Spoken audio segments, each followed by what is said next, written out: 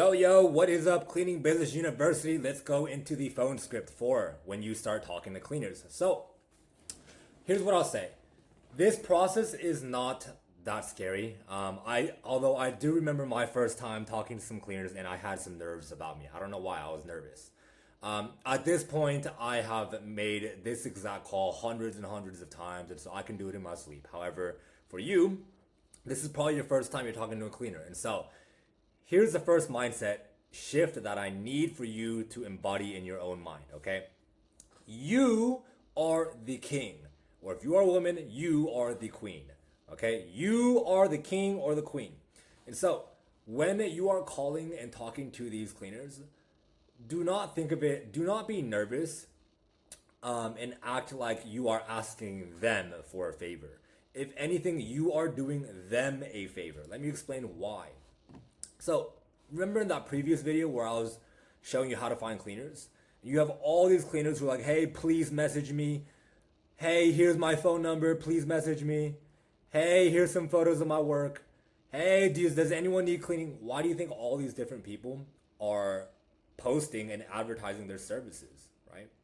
It's because they need work. They need jobs to do. You have all these cleaners who are ready to go, but they just don't have work, right? And so I need you to approach this call as if you are the king, you are the queen, and they are coming to you because they need you, right?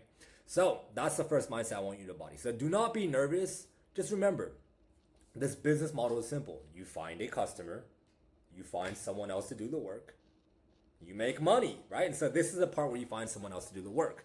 Okay, so let me explain the script to you. If you follow the script word for word, you will find cleaners. And so when you call someone, like let's say you're on Facebook and you find a phone number.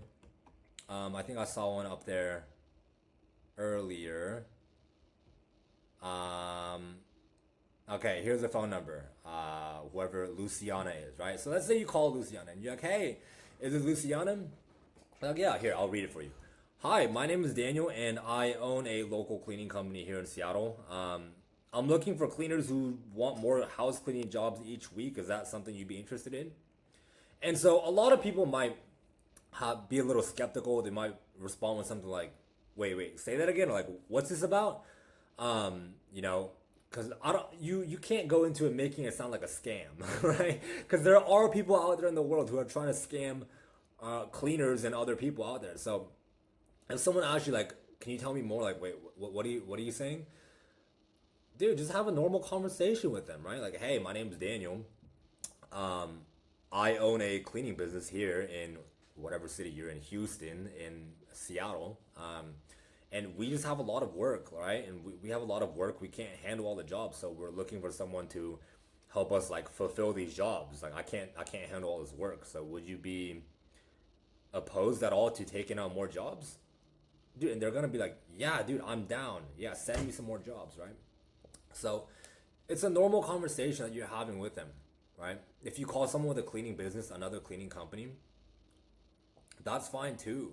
Hey, cleaning business owner to cleaning business owner, I'm just going to be straight honest with you. Like, I don't have enough cleaners to take on the jobs, to like do the jobs that we have. And I need help here. So I'm just looking for someone to help me take on all this extra work that I have. Would you be interested? Would you be opposed at all to taking on more work? Right? I mean, look at all these people who are self-promoting in here, looking for work, looking for customers, right? And so that's why I'm saying they need you, right? So if they say yes, awesome. I just want to ask you a few quick questions to see if we're a good fit. And if everything sounds good, we can talk about next steps. Does that work for you? So real quick, this is where you start asking the questions, right? You have that interview log right here. This is where you start asking the questions. Yo, where do you serve? Do you have your own cleaning supplies? Would you pass a background check? How many years of experience do you have, right? And so here's a few questions that you can ask them. I would choose maybe 4 of them. You know what? No, ask all of them. Ask all of them. Ask all of them in this order. So how long have you been cleaning? What kind of cleaning have you done before? Do you have your own car and cleaning supplies?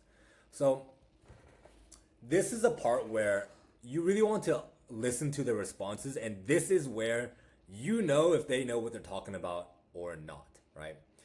because you're smart. You can sniff bullshit from a mile away. If you're talking to someone and you're asking them these questions, right? What kind of cleaning have you done before? And they give you some vague answer. I've cleaned for my friends here and there. People say I'm a good cleaner, right? That's not someone you want on your team. But if someone responds with, "Hey, I've been cleaning professionally for the past 5 years. We do construction cleans, we do move out cleans, we do deep cleans, we do recurring monthly cleans. I have my own cleaning supplies." If it's obvious they know what they're talking about, then that's someone you want on your team, not someone who's like, "Oh, I clean on the side here and there," right? So listen to their responses and really start to vet them, right? And so the next step is going to be a video interview.